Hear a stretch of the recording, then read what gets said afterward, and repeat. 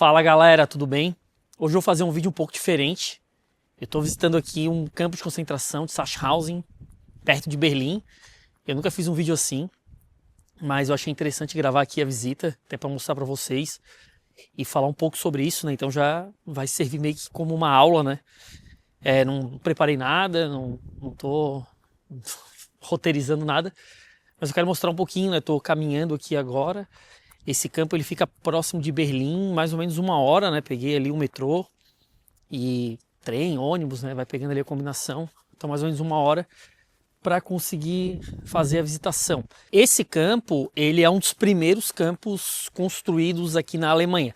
Na verdade já existiam outros campos, né? Principalmente para colocar pessoas, o campo de transição de pessoas. Mas esse aqui, ele é considerado um dos primeiros e ele serviu inicialmente como um campo de trabalho forçado. Para quem não sabe, existem vários tipos de campos de concentração, até vou botar aqui para vocês alguns deles, só que os mais comuns, né, são campos de concentração, que geralmente eram para prisioneiros de guerra, presos políticos também, e a gente tem o campo de trabalho forçado, que também foi muito comum.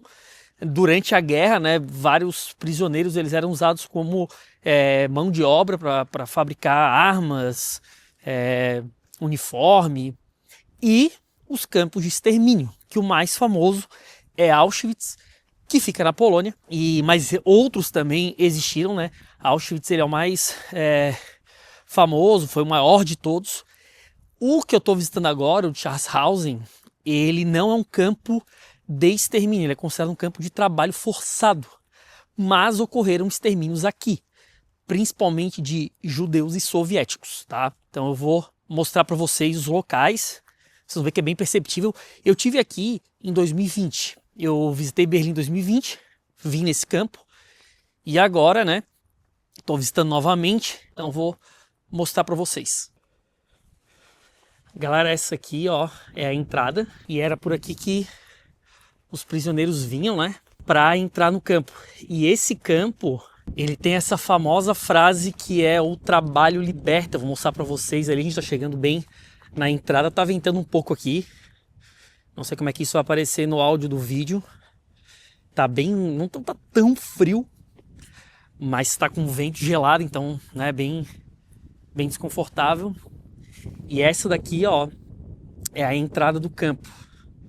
Eu não sei se já dá pra ver, ali no portão aparece a frase. Essa frase é uma das coisas mais cruéis que a gente tem, assim, né? Uma das coisas mais sádicas que a gente tem, porque os prisioneiros chegavam aqui e eles liam o trabalho liberta.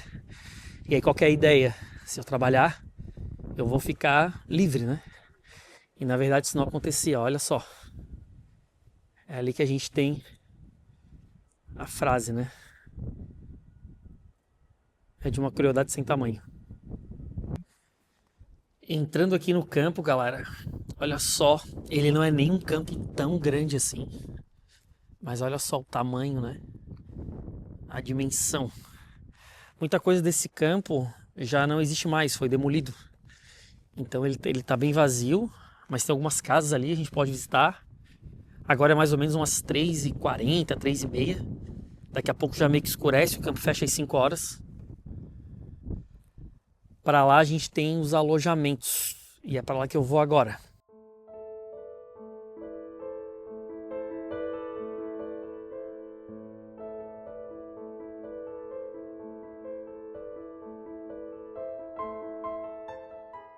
Galera, aqui, ó, era onde ficavam os alojamentos. Esses locais aqui possivelmente foram destruídos ali pós a Segunda Guerra Mundial. E, né, fica só a marcação aqui. Mas ali a gente tem alguns que permaneceram. E ali, ó, no fundo dá pra ver, lá também, lá no fundo lá, que eram as torres de observação. Pessoas que tentassem fugir eram fuziladas, né? Então tinha todo um controle aqui. Sachsenhausen chegou a ter no seu ápice 60 mil pessoas.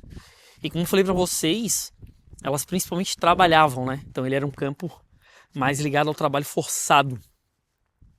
E chegou a ter inclusive 13 mil mulheres no campo de Sachsenhausen. Geralmente eles separavam, né, mulheres e homens, tinham campos específicos para as mulheres, mas chegou a ter no ápice 13 mil.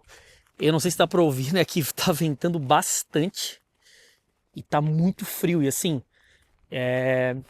eu imagino que se a gente sente frio, né, com roupa e preparado, imagina o sofrimento dessas pessoas que muitas vezes ganhavam só uma roupa básica. Dá pra ver por dentro, né? Eram casas de madeira.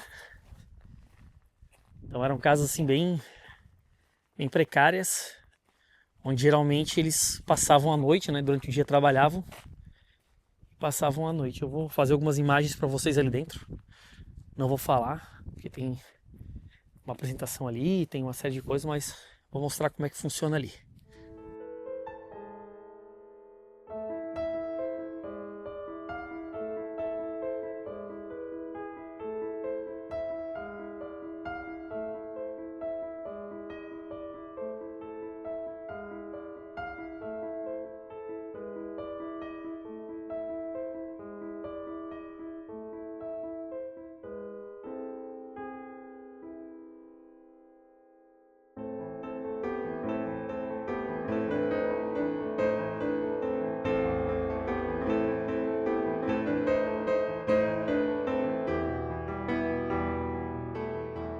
Essa ala aqui, galera, ela era mais usada para presos políticos.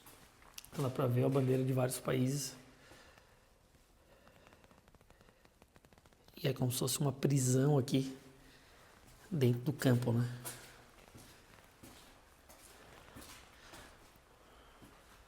Homenagens.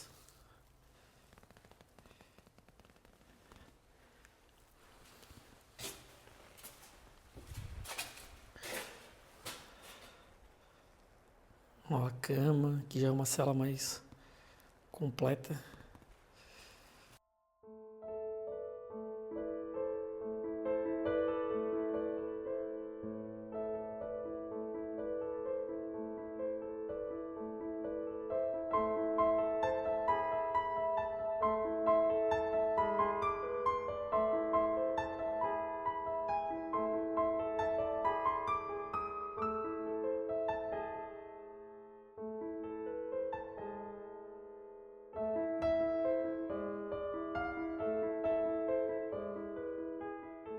Galera, a prisão que eu visitei ainda há pouco tá ali atrás.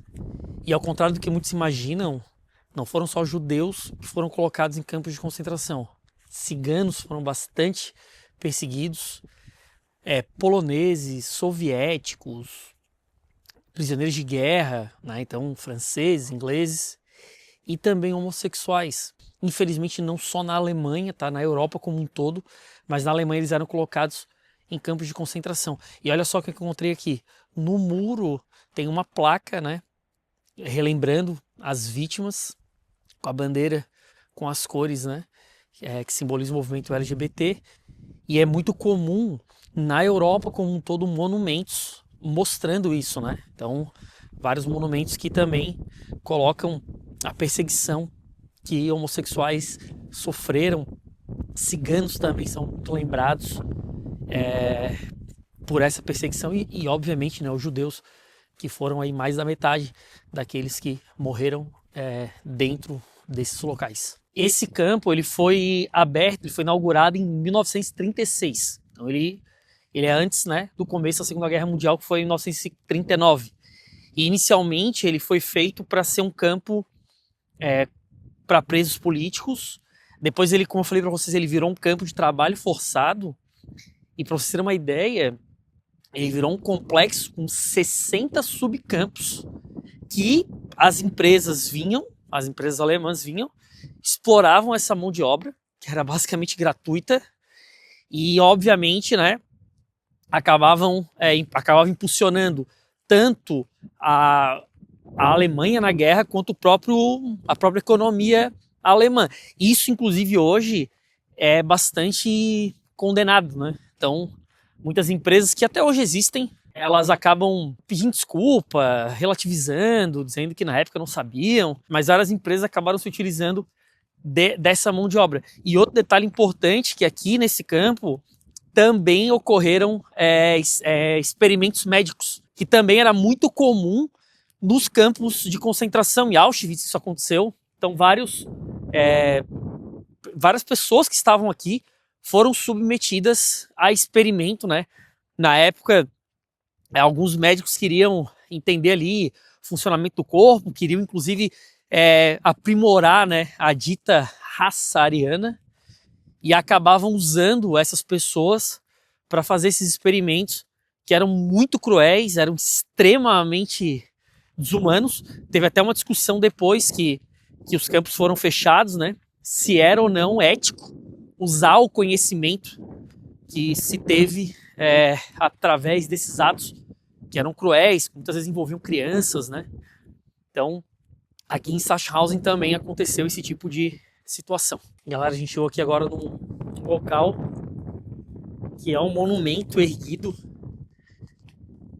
bem impressionante, né? Em homenagem aí às vítimas desse campo, e ali dá pra ver, né? As nacionalidades, pessoas que morreram. É um local assim bem descampado, até tá ventando bastante, tá bem frio. É um local bem descampado, muitas das construções já não existem mais, né?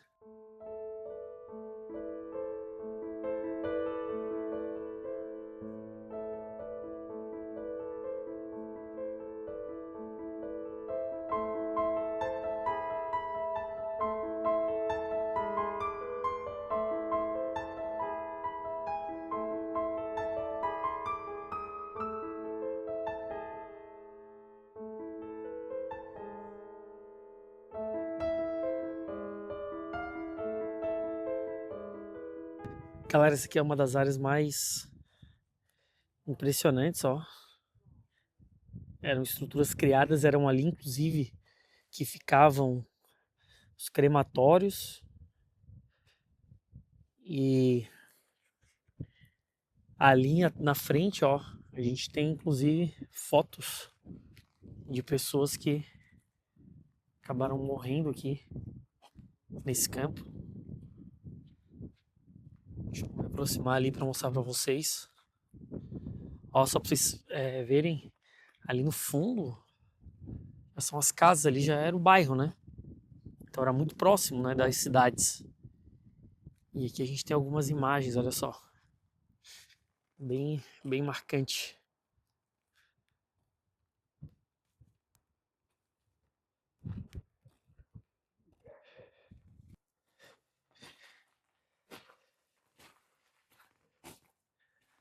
Ó, aqui dá pra ver, ó. Quando eu vim aqui, não tinha essa estrutura ainda. E olha só isso aqui agora. Aqui era onde ficavam os fornos, que eram utilizados para incinerar os corpos, né? Eles criaram uma estrutura, ó, aqui é céu aberto, lá onde está aquele monumento que eu mostrei para vocês. Aqui onde tem as fornalhas, olha só. Isso aqui provavelmente foi escavado, porque tem bastante terra em cima. Então dá pra ver que era um local rebaixado. E aqui, ó, tem uma homenagem também a essas pessoas. Olha só. Essas flores que estão aqui. Muito provavelmente tem a ver com os 80 anos da libertação, né, que foi em 45. Eu tô gravando esse vídeo bem na semana que aconteceu a libertação de Auschwitz. E olha só aqui.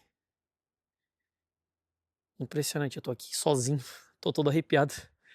Porque realmente é uma coisa que não tem nem palavras para descrever, né? Galera, em 45, quando acabou a Segunda Guerra Mundial, Berlim, né, a Alemanha foi dividida em basicamente dois lados, o lado oriental e o lado ocidental. O lado ocidental ficou sob responsabilidade dos Estados Unidos, França e Inglaterra, e o lado oriental ficou sob responsabilidade da União Soviética. E Sachsenhausen ficou do lado oriental, e ele serviu como um campo soviético. Então os soviéticos usaram Sachsenhausen para fazer um campo, e ele era um campo de para colocar prisioneiros, desafetos políticos. Também teve execução soviética nesse campo. Os soviéticos sofreram execução aqui durante a Segunda Guerra Mundial, foram 18.000 soviéticos, mas os soviéticos também promoveram execuções contra presos políticos ali no período em que eles transformaram esse campo num campo soviético, né? E aí mais tarde é que Sachsenhausen foi tornado assim um memorial, um museu a céu aberto, né? Como um campo de concentração nazista.